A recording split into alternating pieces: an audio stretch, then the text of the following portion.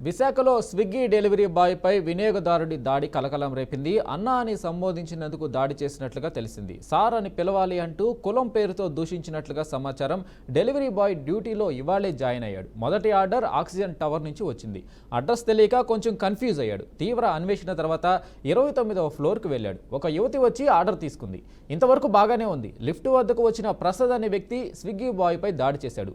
మెట్లపై పరిగెత్తించి దాడి చేశాడు. తన దుస్తులు విప్పించి కర్రతో కొట్టాడని వాపోతున్నాడు.